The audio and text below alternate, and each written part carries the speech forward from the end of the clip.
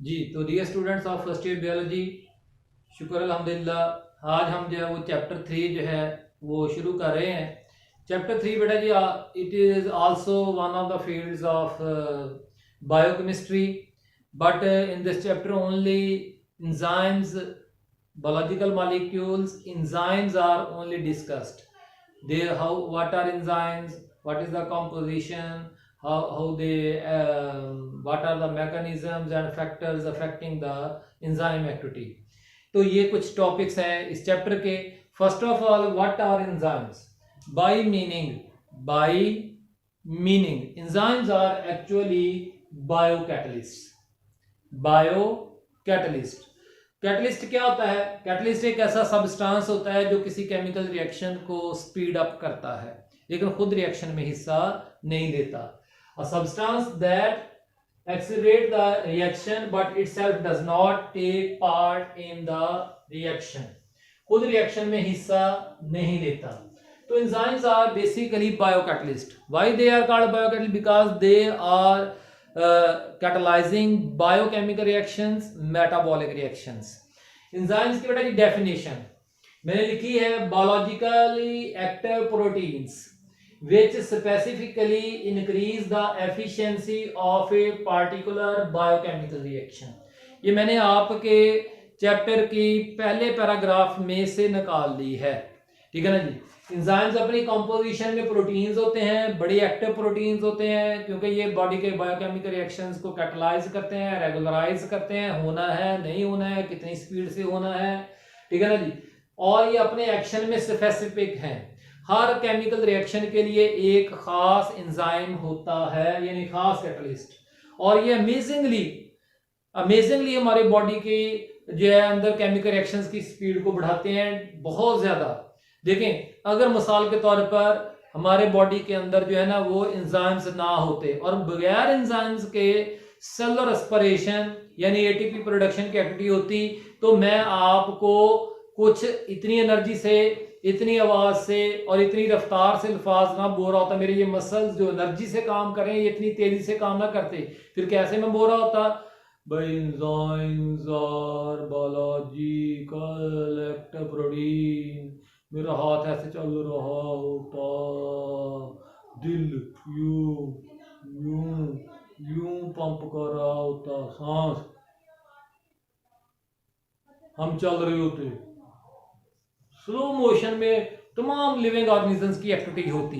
अब आपको उम्मीद है कि बात समझ में आ गई होगी जी। तो इसलिए life is approximately impossible without life. आज की जो लाइफ हमें जैसे नजर आ रही है, बाकी बेटा अल्लाह ताला की जात जो है वो कादर मुतलक है, वो हर चीज को जैसे चाहे वैसा कर सकती है। खैर, हम जो है वो नेचुरल ऑब्जेक्ट्स को स्टडी करके उनको उनकी प्रॉपर्टीज को एक्सप्लेन करने की कोशिश कर रहे हैं, हम बना नहीं रहे हैं, हम जस्ट उनको एक्सप्लेन कर रहे हैं, उनको अंडरस्टैंड कर रहे हैं how these things are happening around us जो है। तो बेटा जी, composition of enzymes, every enzyme consists of hundreds of amino acids, उसमें थाउजेंड्स में अमीनो एसिड्स होते हैं इन 2, 3 और 4 polypeptide chains which are having secondary and tertiary structure. Tertiary structure कौन सा होता है? ग्लोबुलर स्ट्रक्चर होता है, वो बॉल की शेप की होती हैं। तो बेटा जी, catalytic activity is restricted to small portion of the structure. जो एक्टिव साइट की definition, catalytic activity is restricted to small portion of the globular structure. Enzymes की ग्लोबुलर स्ट्रक्चर, ठीक है ना जी, globular structure of enzyme is known as the active site। उस enzyme यानी कि एक ग्लोबुलर शेप, एक बॉल लाइक जो है एक मैक्रो मॉलिक्यूल है, उसके कुछ एक साइड पर या किसी ऊपर नीचे नीचे किसी एक साइड पर एक्टिव साइट मौजूद है, बाकी सारी जगह पे एक्टिव साइट मौजूद नहीं है। और एक्टिव साइट ही वो जगह है जहां पे बायोकेमिकल एक्टिविटी होनी है। तो जी, तो substrate, the reactant called substrate which are attached to the enzyme, जो कि एक्टिव साइट ऑफ एंजाइम के साथ अटैच होते हैं तो उसको हम क्या कर देते हैं, सबस्ट्रेट। तो आइंदा से हम रिएक्टेंट नहीं बोलेंगे, क्योंकि रिएक्शन में रिएक्टेंट हिस्सा लेते हैं, लेकिन बायोकेमिकल रिएक्शंस में हम रिएक्टेंट्स की जगह पे लफ्ज क्या बोलेंगे, एक्टिव साइट बोलेंगे। तो अब बेटा जी स्ट्रक्चर ऑफ एक्टिव साइट क्या है कि देखें जी, जो है the reactant का active site consisting of few amino acid, active site को सिर्फ चंद अमीनो एसिड बना रहे हैं। देखिए मिसाल के तौर पर मैं एक डायग्राम आपको बना के दिखाता हूं कि ये मिसाल के तौर पर A5, ठीक है ना जी, ये A6, ये A9, तरतीब में ऐसे है, ये A10 और ये A11, फिर ये A14, फिर ये A9 और फिर ये A5, इस तरह से। बाकी और भी अमीनो एसिड्स हैं पॉलीपेप्टाइड के अंदर बल खाए हुए, वो उन सब ने, यहाँ पे और भी बहुत सारे हैं, ठीक है ना जी। मतलब आपको तो हम इस तरह से भी दिखा सकते हैं कि भाईजान ये देखो, ये जगह जो है वो क्या है, एक्टिव साइट है, ये जगह क्या है, एक्टिव साइट है, इतनी सारी जगह, ठीक हो गया ना जी, ये जगह एक्टिव साइट है। बाकी यहाँ पे सब पॉलीपेप्टाइड चेन्स मौजूद है और उन पॉलीपेप्टाइड्स में हंड्रेड्स थाउजेंड्स अमीनो एसिड्स मौजूद हैं। इनका क्या रोल है, ये बाकी जो remaining 100 amino maintain its 3 dimensional shape of active site, ठीक हो गया ना जी। उसकी जो 3 डायमेंशनल, मैं 2 डायमेंशनल दिखा रहा हूं, लेकिन जरा इमेजिन करें आप एक आलू के अंदर जो है वो सुराख मार लें, तो वो सुराख जो है वो क्या होंगे, वो गहरे भी होंगे, चौड़े भी होंगे, ठीक हो गया ना जी, और जो है वो लंबे भी हो सकते हैं। तो लंबाई चौड़ाई गहराई, तो 3 डायमेंशनल उसकी फिगर बनेगी। इसी तरह से बेटा जी जो एक्टिव साइट है वो यहाँ बेशक वो 2 डायमेंशनल नजर आ रही है, लेकिन वो कई हो सकती है। तो वो जो बाकी अमीनो एसिड्स हैं वो 3 dimensional shape of active site को मेंटेन करने में अपना रोल प्ले करते हैं। बेटा जी एक छोटा सा पॉइंट और है आज के टॉपिक में, कोफैक्टर्स।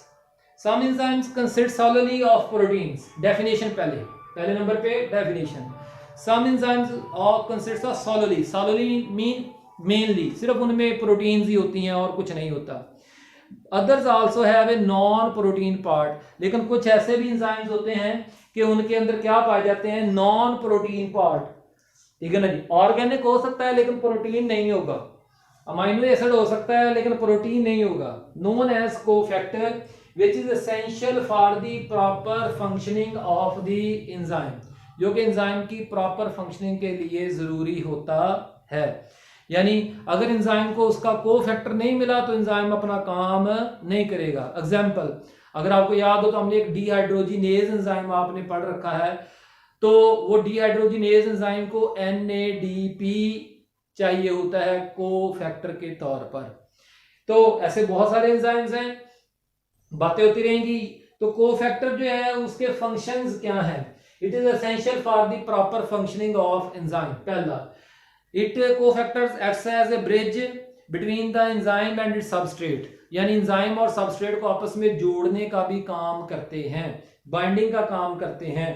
तो उसके अलावा जो है कई ऐसे भी कोफैक्टर्स हैं जो कि खुद केमिकल रिएक्शन में हिस्सा ले लेते हैं, खुद प्रोडक्ट्स में तब्दील हो जाते हैं। एंजाइम नहीं तब्दील होगा, लेकिन सबस्ट्रेट को एंजाइम के साथ बाइंड किया, बाइंड करने के बाद खुद प्रोडक्ट्स का हिस्सा बन गए और एंजाइम वैसे डिटैच होके अगले सबस्ट्रेट को जो है वो उसमें हो जाएगा। तो कुछ जो है वो कोफैक्टर्स ऐसे होते हैं जो कि जैसे GTP या CTP, क्रिएटिनाइन ट्राइफॉस्फेट, जो कि एनर्जी भी प्रोवाइड करते हैं रिएक्शन को मुकम्मल होने के लिए जो है।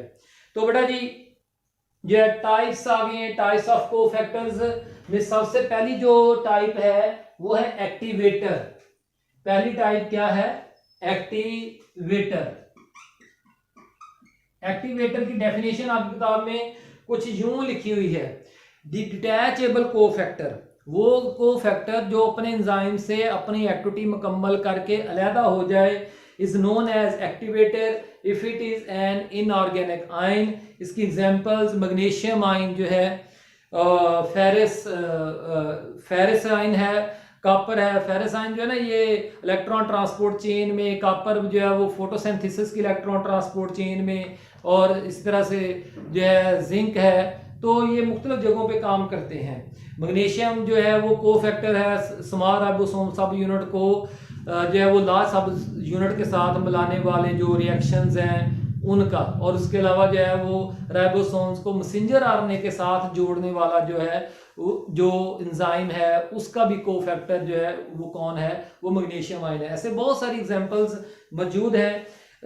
मैंगनीज आयन जो होता है वो फोटोसिंथेसिस के दौरान वाटर को जो तोड़ के उसमें से हाइड्रोजन आयंस निकालना और ऑक्सीजन निकालना वो काम वो कोफैक्टर करता है। तो बेटा जी अब चलते हैं दूसरा जो है वो प्रोस्थेटिक ग्रुप। इसकी डेफिनेशन क्या है जी कि प्रोस्थेटिक ग्रुप जो है if the non protein part, यानी ये ऑर्गेनिक होगा, इनऑर्गेनिक नहीं होगा, होगा ऑर्गेनिक लेकिन प्रोटीन नहीं होगा, ठीक है ना जी। कोई स्टीरॉयड हो सकता है, कोई टर्पिनॉइड यानी टर्पिनॉइड हो सकता है, कोई nitrogen base organic nitrogen base हो सकती है, इस तरह का जो है कोई न्यूक्लियोटाइड्स हो सकता है, वो तो खैर नहीं, तो इज लूजली अटैच। लेकिन इसका ये क्या होगा, इज कोवलेंटली बॉन्डेड, ये कोफैक्टर कोवलेंटली बॉन्डेड यानी परमानेंटली जुड़ा हुआ होता है अपने एंजाइम के साथ, तो it is known as prosthetic group. And if it is loosely attach, अगर जो है वो वीक इंटरमॉलिक्यूलर अट्रैक्शन से अटैच है तो it is that non protein part is known as coenzyme. मैं इसके डिफरेंसेस आपको लिखवाता हूं। तो बेटा जी प्रोस्थेटिक ग्रुप और कोएंजाइम्स पेपर में आने वाले दो very very important short questions आपके सामने आए हैं। अब differentiate between prosthetic group, coenzymes, apoenzymes and holoenzymes. पहले prosthetic group, non protein cofactor that is covalently bonded to its protein part of enzyme. Coenzyme, non-protein cofactor that is loosely attached to its protein part of enzyme। Prosthetic group यानी ये loosely attach होता है, ये covalently bonded होता है, ये पक्का और ये temporary. It remains permanently attached to its enzyme. Prosthetic group मुस्तकिल तौर पर अपने एंजाइम के साथ जुड़ा रहता है before, during and after the activity of enzyme. Enzyme के काम करने से पहले, एंजाइम के काम करने के दौरान और बाद में उसके साथ जुड़ा रहता है। जबकि coenzyme it attaches to its enzyme only during its activity, यानी जब उसने एंजाइम ने काम करना तो उस वक्त इसने लगना है, उसके बाद अलग हो जाना है। एग्जांपल बेटा जी ये मैंने आपको दिया, आसान तरीन एग्जांपल दी है जो आपने पढ़ी भी हुई है। Haem group of haemoglobin, haem group of haemoglobin जो है, हीमोग्लोबिन में 2 अल्फा 2 बीटा पॉलीपेप्टाइड चेन्स हमने पढ़ी थी, 4 पॉलीपेप्टाइड चेन्स जो कि इकट्ठी होती हैं क्वार्टरनरी स्ट्रक्चर में, याद आ गया। तो वो क्वार्टरनरी स्ट्रक्चर में उनको जोड़ के रखने वाला जो नॉन प्रोटीन पार्ट है वो कौन है, हेम ग्रुप है। एक अबिक्विनोन प्रोटीन होती अबिक्विनोन नॉन प्रोटीन जो है ना नाइट्रोजन बेस टाइप होती है, तो वो जो है ना वो फोटोसिंथेसिस में इलेक्ट्रॉन एक्सेप्टर का काम करती है, चैप्टर 11 में कभी हम पढ़ेंगे।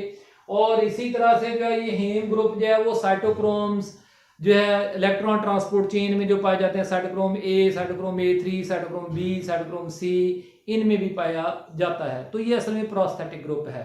कई विटामिन्स भी हैं जो कि प्रोस्थेटिक ग्रुप का काम करते हैं, ठीक है ना जी। लेकिन जो है दूसरी तरफ NAD, nicotine amide adenine dinucleotide is a coenzyme of dehydrogenase. Dehydrogenase enzyme जो कि हम सेलुलर रेस्पिरेशन में पढ़ेंगे चैप्टर 11 में। तो बेटा जी ज्यादातर जो विटामिन्स है ना वो कोएंजाइम्स का काम करते हैं। तो कोएंजाइम्स जो हैं इसलिए कोएंजाइम चूंकि थोड़ी मकदार एंजाइम्स बार बार इस्तेमाल होते रहते हैं, तो इसलिए कोएंजाइम्स भी बार बार इस्तेमाल होते रहते हैं, यानी कोफैक्टर्स। तो इसलिए इनकी बड़ी लिटिल अमाउंट जो है वो लिविंग ऑर्गेनिजम्स को रिक्वायर्ड होती है, तो इसलिए विटामिन्स हमें थोड़े थोड़े चाहिए होते हैं। लेकिन जो है वो इनके बगैर एंजाइम्स की कंपोजिशन मुकम्मल नहीं होती है, मेटाबॉलिक रिएक्शंस नहीं हो सकते। याद रखें मैंने आपको पढ़ा रखा है metabolism is the sign of life जी। तो अब आ जाते हैं बेटा ये एपोएंजाइम एंड हॉलोएंजाइम। आपकी किताब में बहुत कंफ्यूज करके लिखा हुआ है, मैंने बहुत सिंपल आपके लिए कर दिया है an enzyme without its cofactor। कोई भी एंजाइम जब उसमें उसका कोफैक्टर मौजूद नहीं होता तो वो क्या कहलाता है? Apo enzyme. तो apo enzyme is actually only protein part of an enzyme. जी, holo enzyme, an enzyme with its attached cofactor. कोई भी एंजाइम जब उसके साथ उसका कोफैक्टर जुड़ा हुआ हो, कोफैक्टर जुड़ा हुआ हो, तो तब हम उसको क्या कहते हैं? हॉलो एंजाइम कहते हैं। तो बेटा जी, apo enzyme is not activated enzyme. Apo enzyme activated enzyme नहीं, क्योंकि अभी उसका जो है वो एक्टिव साइट पूरा ही नहीं हुआ है। वहां पे कोफैक्टर लगेगा तो एक्टिव साइट पूरा होगा, ठीक है ना जी। Holo enzyme is activated enzyme. इसकी एग्जांपल ये येलो बॉक्स में से दी है पेप्सिनोजेन, जो कि प्रोटीन डाइजेस्टिंग हार्मोन है, लेकिन क्या होता है ये इनएक्टिव होता है in stomach, while pepsin is holo enzyme. जब इसके साथ जो है वो हाइड्रोजन आयंस मिल जाते हैं, हाइड्रोजन आयंस जब मिल जाते हैं पेप्सिनोजेन के साथ HCl के हाइड्रोजन आयंस, तो वो पेप्सन में हो जाता है और फिर वो प्रोटीन को डाइजेस्ट करना शुरू कर देता है। तो बेटा जी, अकरेंस ऑफ एंजाइम्स, एंजाइम्स की अकरेंस जो है मोस्टली साइटोप्लाज्म में पाए जाते हैं, मसलन एंजाइम्स ऑफ ग्लाइकोलाइसिस, और उसके अलावा जो है वो ग्लाइकोजन सिंथेसिस के स्टार्च को तोड़ने वाले या स्टार्च को सिंथेसाइज करने वाले एंजाइम्स, इस तरह के जो है वो इसमें पाए जाते हैं साइटोप्लाज्म में। उसके अलावा एंजाइम्स कहाँ पाए जाते हैं? Near the site of production. जहां जहां एंजाइम्स पैदा होते हैं, एंजाइम्स प्रोटीन्स है तो राइबोसोम्स पे पैदा होंगे। राइबोसोम्स एंडोप्लाज्मिक रेटिकुलम में भी पाए, राइबोसोम्स जो है वो एंडोप्लाज्मिक रेटिकुलम पर भी पाए जाते हैं, इसलिए वहां पर भी एंजाइम्स पैदा हो सकते हैं। उसके अलावा जो है वो गोल्गी एपरेटस एंजाइम्स को एक्टिव करता है या इनएक्टिव करता है, तो गोल्गी एपरेटस वाली जगह पे भी एंजाइम्स हो सकते हैं in near the sites of their production, वहां पे एंजाइम्स। और उसके अलावा एंजाइम्स कहाँ पाए जाते हैं? ये तीसरा आपको नजर नहीं आ रहा है, तो मैं जरा इसको ऐसे कर देता हूं, अब आपको नजर आना शुरू हो जाएगा तीसरा। तो बेटा जी देखें कि फाउंड इन ऑर्गेनेलीज कहाँ पाए जाते हैं? उन ऑर्गेनेलीज में जहां पे वो अपना रोल प्ले करते हैं। मसलन रेस्पिरेशन वाले एंजाइम्स माइटोकॉन्ड्रिया में पाए जाएंगे, फोटोसिंथेसिस वाले क्लोरोप्लास्ट में पाए जाएंगे, और प्रोटीन सिंथेसिस वाले एंजाइम्स राइबोसोम्स में पाए जाएंगे। तो इस तरह से है बेटा जी। इंशाल्लाह ताला जो है अगले लेक्चर के अंदर कैरेक्टरिस्टिक्स ऑफ एंजाइम्स और उनके मैकेनिज्म ऑफ एक्शन के ऊपर बात होगी। कोई भी सवाल जरूर पूछें। आमीन, शुक्रिया।